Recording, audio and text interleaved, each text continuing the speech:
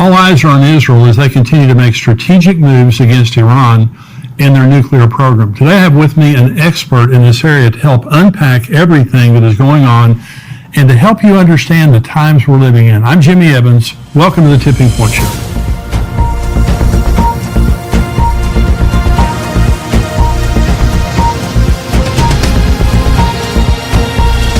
Welcome to the Tipping Point Show. I'm Jimmy Evans. I'm so glad that you joined me today. And I've got a very special guest joining me today, but before I introduce him, let me just say I have my new book out called Look Up. If you haven't ordered it already, it's available now. And so I know a lot of you pre-ordered it, but it came out on December the 31st. And it's talking about when Jesus said, when you see these things begin to happen, look up, for your redemption draws near. And the entire book just talks about redemption, what it means for us to be redeemed, which means everything Adam and Eve lost, we're going to get it back when Jesus returns, including a lot more. And so that's what the book is about. Very encouraging. It will talk about the end times, helping you to understand the end times, but more than that, it'll give you hope for what's just about to happen. Jesus said, when you see all these things happen, look up, but be prepared for the fact that you're about to be redeemed. So if that you haven't ordered the book, I know it will bless you. Also, we're going to Israel next November, December, and all the information there is on your screen. We would love to have you go with us. We're going to be there, I think, about 10 days of taking a tour, and it's going to be educational, inspirational. I can't wait to meet you guys that are going to go on the trip with us and spend some time with you in the Holy Land. So if you haven't already registered for that, the information is right there on your screen. And I'm excited today to have joining me best-selling author, end times expert, Bill Salus. Bill is the founder of Prophecy Depot Ministries. He has written 11 books, produced 14 DVDs. He's an author and speaker I've learned a lot from over the years. I'm very glad to have him joining me today to discuss a very important prophetic event, which is also a book Bill has written called Nuclear Showdown in Iran. Bill, thanks for being here. Jimmy, thanks for having me on your program. You bet. Well, listen, I've watched you for years and learned so much from you, and you're a scholar. I mean, you really are a researcher, and you go so deep into the things that you research. And so today we're going to talk about Iran. I want to start because you're here today, and several things have just happened in the news, and one is this earthquake that just happened in Turkey and Syria. The death toll that I heard this morning was 5,000. Over 5,000 people that have been killed. And of course, Jesus said there's going to be earthquakes, famines, pestilences like that. This is a big earthquake in a very strategic area of the world. Do you think anything significant about that other than just the devastation and all that?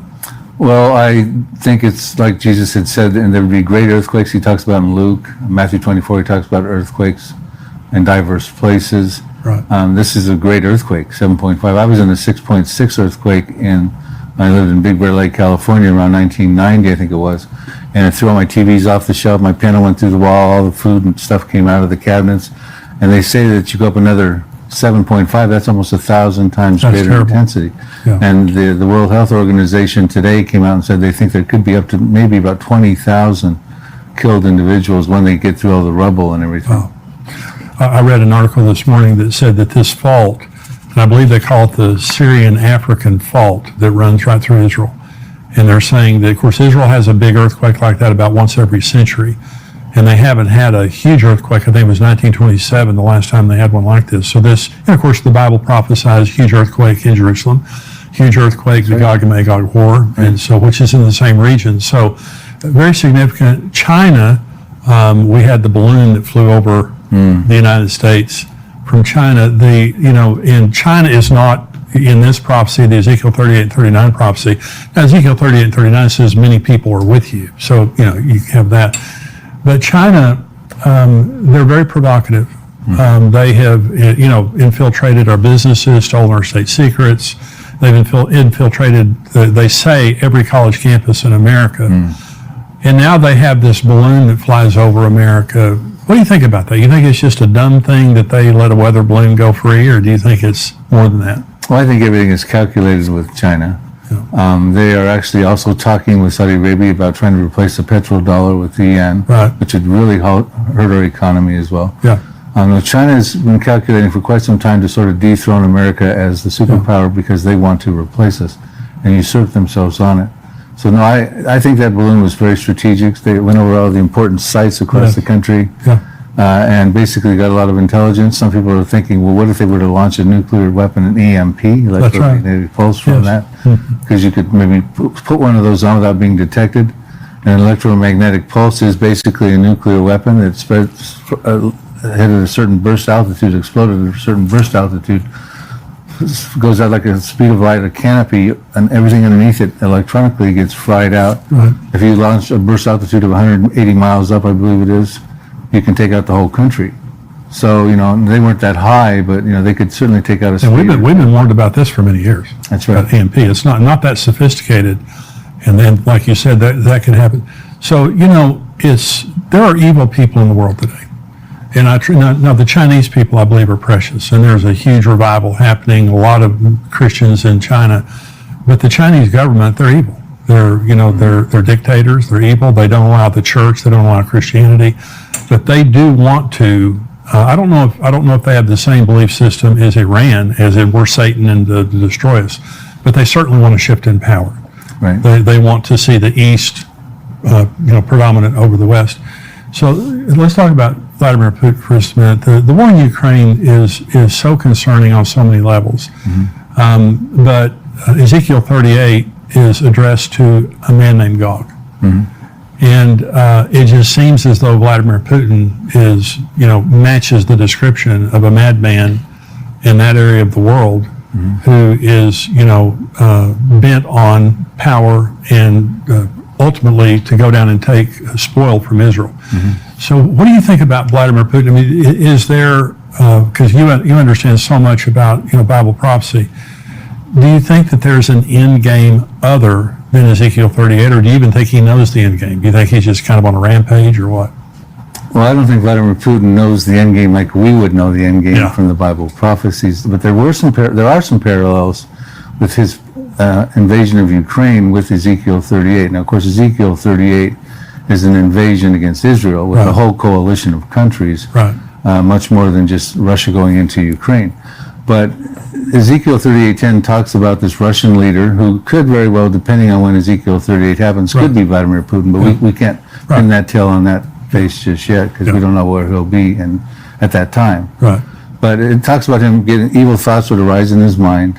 He would invade a peaceful people for spoil and gain, and of course Ukraine is sort of the breadbasket of Europe. Yes. There's a lot of natural gas and things, and wheat and corn top producing over there. So, we see that's the same reason he's going to come with his troops and hordes in Ezekiel 38, a peaceful people dwelling securely without walls, bars, nor gates, for plunder and booty, great plunder and great spoil. So I saw some parallels when that happened.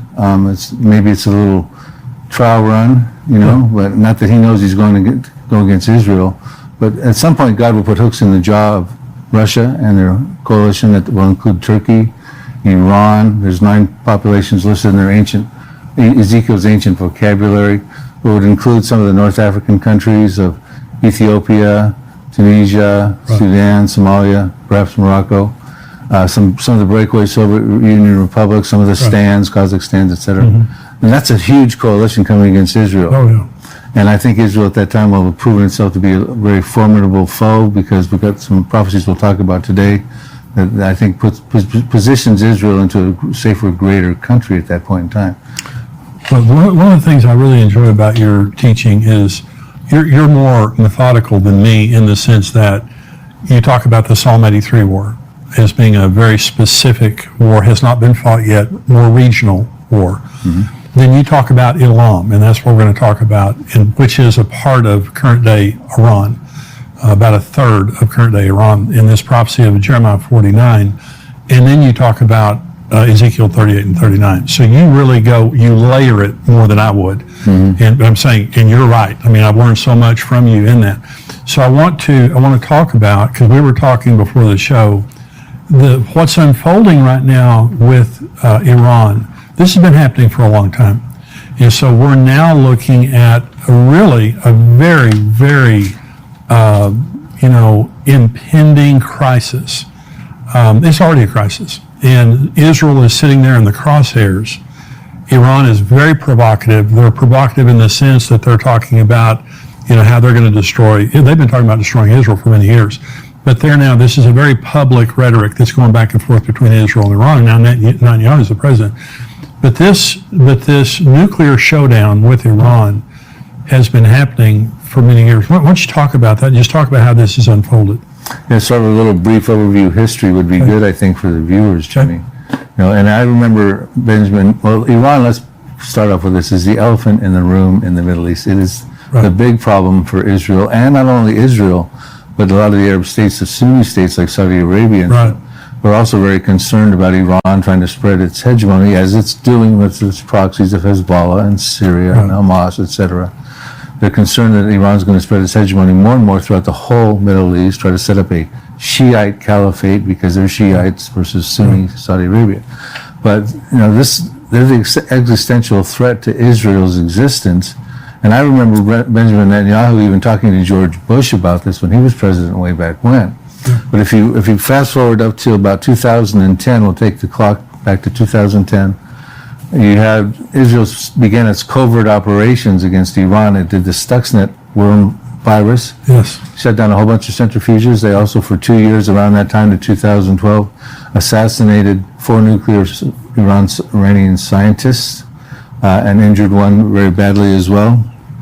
I remember 2012 was when Leon Panetta was the Secretary of Defense for the Obama administration, and he sincerely thought at that time that Israel would strike Iran's nuclear program. That's 13 years ago, Jim. That's really amazing. That's really amazing. Right, and then you go forward a couple of years, John Kerry, the then Secretary of State for Barack Obama, he had said that in his estimation, Iran was 2 months away from breaking out to a nuclear weapons threshold.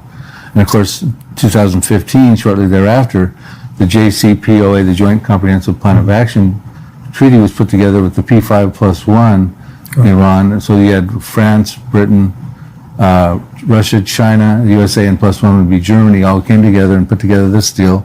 However, Donald Trump, fulfilling one of his presidential campaign promises in May of 2018, withdrew from that peace treaty. And then Iran seized the opportunity from that point forward to start advancing fast forward its nuclear program without any checks and balances. So we find out in December 2020 that they had gotten up to 2.5 tons of enriched uranium, which was 12 times beyond the limit they were allowed to do in the JCPOA. They started putting advanced centrifuges together. They started producing 20% uranium.